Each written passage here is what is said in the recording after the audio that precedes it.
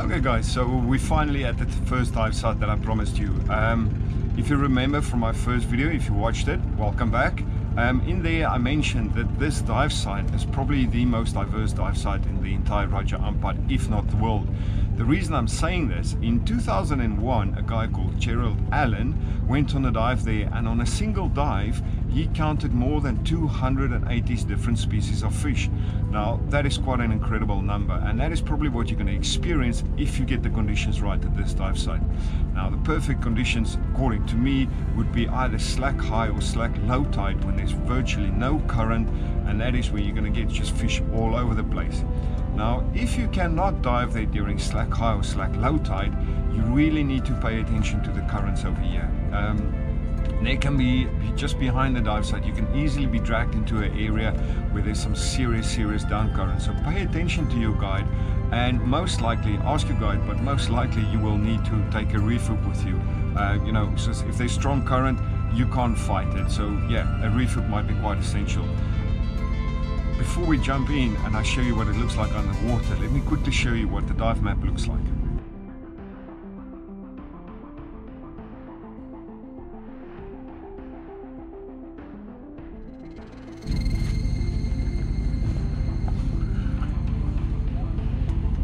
Okay, so this is my version of Cape Kri. See, there's very easy dive map. There's nothing really to it. It's a shallow reef with a gentle sloping reef all the way to below 30 meters, with a sandy bottom with some huge coral bommies at the bottom. Towards the end of this ridge, this is where you're going to experience a split current during the tide. So that is also where you want to be, because at the split current is where you will encounter most of the fish. If there's no current, this dive site is an absolute pleasure. You can just swim around anywhere. But when there's current, you know, this is where you're going to be, and this is probably where you're going to need your reef hook. Obviously with the current, if there's strong current, it will drive you up to the shallow end, and then on this ridge, which is quite high, it leads to another area behind the ridge, which is a huge sand pit basically, and that is where you need to watch out. There can be some serious and strong down current. And one more thing before I show you what it looks like underwater. If you are certified to go deeper than 30 meters, there's a little bit of a surprise for you in the deep water. Ask your guide to take you to the schooling sweet lips. Now, like I said, they are quite deep, usually around 35 to 38 meters. So, you know, if you do go down there, pay attention to your bottom time on your computer. You're not going to have a lot of time down there, but incredibly beautiful sight to see down there. You'll see it on the video. So, yeah, that's basically the dive map. Not a complex dive site. It's not like you're going to get lost or anything. So, yeah, let me show you what it looks like underwater. Let's jump in.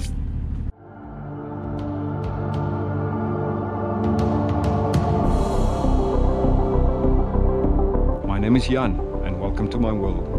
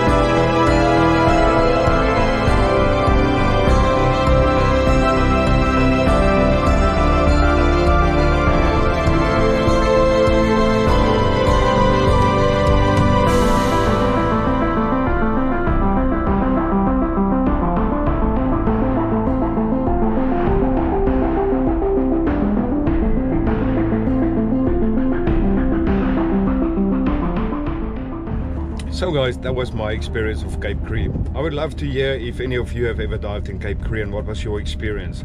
Were you lucky enough to dive there during slack tide, had hardly any current with a wealth of marine life around you, or did you dive there during a rising or falling tide and had some of the seriously strong current that we sometimes get at Cape Kri? So yeah, let me know down in the comments below. I'd love to hear about your stories. And yeah, that's about it for Cape Kri. I think the next dive site will also be in central Raja Ampat. I'm not going to tell you the name just yet. You know what to do to see it. So until next time, take care.